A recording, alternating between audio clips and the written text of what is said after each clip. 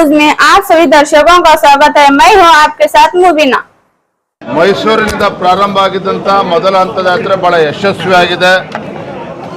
ಆ ಭಾಗದ ಜನರ ಗಮನವನ್ನು ಸೆಳೆಯುವಂಥದ್ರಲ್ಲಿ ಬಹಳ ಯಶಸ್ವಿಯಾಗಿದೆ. ಅಷ್ಟೇ ಅಲ್ಲ, ಈ ರಾಜ್ಯ ಸರ್ಕಾರಕ್ಕೆ, ಕಾಂಗ್ರೆಸ್ ಸರ್ಕಾರಕ್ಕೆ ಬಿಸಿ ಮುಟ್ಟಿಸುವಂಥ ನಿಟ್ಟಿನಲ್ಲೂ ಕೂಡ ನಮ್ಮ ಈ ಜನಾಕ್ರೋಶ ಯಾತ್ರೆ ಬಹಳ ಯಶಸ್ವಿಯಾಗಿದೆ. ಮೊನ್ನೆ ದಿನ ನಿಪ್ಪಾಣಿ, ನಿನ್ನೆ ಬೆಳಗಾವಿ ಮುಗಿಸ್ಕೊಂಡು ಬಾಗಲಕೋಟೆ ಮುಗಿಸ್ಕೊಂಡು ಇವತ್ತು ಬಿಜಾಪುರಕ್ಕೆ ನಮ್ಮ ಯಾತ್ರೆ ಇವತ್ತು ಬಂದಿದೆ.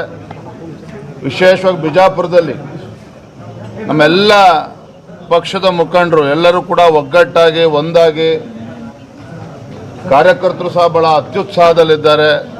ಜನರು ಕೂಡ ಸಹಜವಾಗಿಯೇ ಭ್ರಷ್ಟ ಈ ಜನವಿರೋಧಿ ಕಾಂಗ್ರೆಸ್ ಸರ್ಕಾರದ ವಿರುದ್ಧ ಬೀದಿಗಿಳಿದಿದ್ದಾರೆ. ಅದೇ ಒಂದು ವಾತಾವರಣ ತಾವು ಬಿಜಾಪುರದಲ್ಲೂ ಕೂಡ ತಾವು ನೋಡ್ತಾ ಇದ್ದೀರಿ. ಸರ್, ಕೇಂದ್ರ ಸರ್ಕಾರ ಸಹಿತ ಬೆಲೆ ಏರಿಕೆ ಮಾಡುತ್ತೆ ಕಾಂಗ್ರೆಸ್ ಕೇಂದ್ರ ಸರ್ಕಾರ ಮೊನ್ನೆ ದಿನ ಡೀಸೆಲ್ ಪೆಟ್ರೋಲ್ ಮೇಲೆ 2 ರೂಪಾಯಿ ಜಾಸ್ತಿ ಮಾಡಿದ್ದಾರೆ. ಅದು ಜನಸಾಮಾನ್ಯರ ಮೇಲೆ ಹೊರೆಯನ್ನು ಹಾಕಿಲ್ಲ.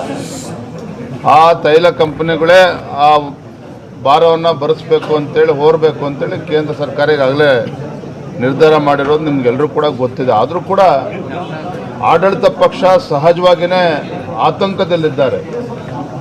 ಗ್ಯಾರಂಟಿಗಳ ಭ್ರಮೆನಲ್ಲಿದ್ದಂಥ ರಾಜ್ಯದ ಮುಖ್ಯಮಂತ್ರಿಗಳು, ಕಾಂಗ್ರೆಸ್ ಸರ್ಕಾರ ಬೆಂಗಳೂರು ಬಿಟ್ಟು ಹಳ್ಳಿಗಳಿಗೆ ಬರ್ತಕ್ಕಂಥ ಪರಿಸ್ಥಿತಿಯಲ್ಲಿ ಅವರಿಲ್ಲ. ವಾಸ್ತವಿಕ ಸತ್ಯಾಂಶವನ್ನು ಅರ್ಥ ಮಾಡ್ಕೊಳ್ಳುವಂಥದ್ರಲ್ಲಿ ಇವತ್ತು ಕಾಂಗ್ರೆಸ್ ಸರ್ಕಾರ ವಿಫಲ ಆಗಿದೆ.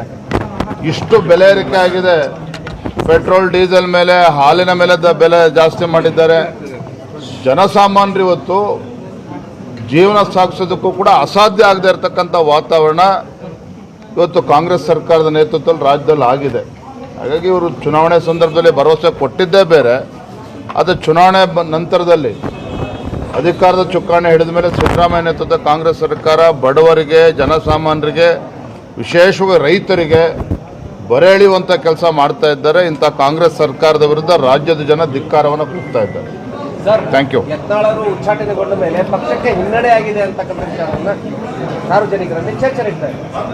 ಯತ್ನಾಳವರು ಉಚ್ಚಾಟನೆ ಆದಮೇಲೆ ಪಕ್ಷಕ್ಕೆ ಲಾಭ ಆಗಿದೆ ಅಂತೇಳಿ ನಾನೇನು ಹೇಳ್ತಾ ಇಲ್ಲ.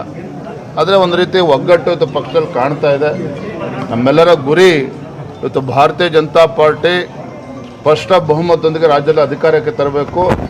ಬಿಜಾಪುರ ಜಿಲ್ಲೆಯೂ ಒಳಗೊಂಡಂತೆ ರಾಜ್ಯದ ಎಲ್ಲ ನಮ್ಮ ಪಕ್ಷದ ಮುಖಂಡರು ಇವತ್ತು ಒಟ್ಟಾಗಿ ಒಂದಾಗಿ ಇವತ್ತು ಪಕ್ಷವನ್ನು ಸಂಘಟನೆ ಮಾಡ್ತಕ್ಕಂಥ ಕೆಲಸ ಮಾಡ್ತಾ ಇದ್ದೇವೆ. ಏನೇ ಸಣ್ಣ ಪುಟ್ಟ ಗೊಂದಲ ಇದ್ದರೂ ಕೂಡ ಎಲ್ಲವನ್ನು ಕೂಡ ಮರೆತು ಇವತ್ತು ರಾಜ್ಯಾದ್ಯಂತ ಪ್ರವಾಸ ಮಾಡ್ತಾ ಇದ್ದೇವೆ. ಧನ್ಯವಾದ.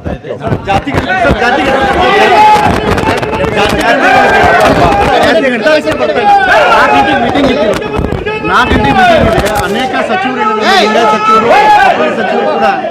ಲಿಂಗಾಯತ ಸಚಿವರು, ಒಕ್ಕಲಿಗ ಸಚಿವರು ಕೂಡ ವಿರೋಧ ವ್ಯಕ್ತಪಡಿಸ್ತಾ ಇದ್ದಾರೆ.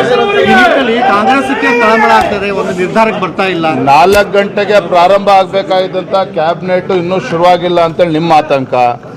ಮುಖ್ಯಮಂತ್ರಿ ಇದ್ದಾಗ 4 ವರ್ಷ ಅವಕಾಶ ಇತ್ತು ಸಿದ್ದರಾಮಯ್ಯನವರಿಗೆ ಈ ಜನಗಣತಿಯನ್ನು ಇಂಪ್ಲಿಮೆಂಟ್ ಮಾಡೋದಕ್ಕೆ, ಮಾಡಿಲ್ಲ. ಯಾಕೆ ಅಂತ ಹೇಳಿದ್ರೆ ರಾಜ್ಯದ ಮುಖ್ಯಮಂತ್ರಿಗಳಿಗೆ ಪ್ರಾಮಾಣಿಕವಾಗಿರ್ತಕ್ಕಂಥ ಕಳಕಳಿ ಅಥವಾ ಕಾಳಜಿ ಈ ವಿಚಾರದಲ್ಲಿ ಇಲ್ಲ.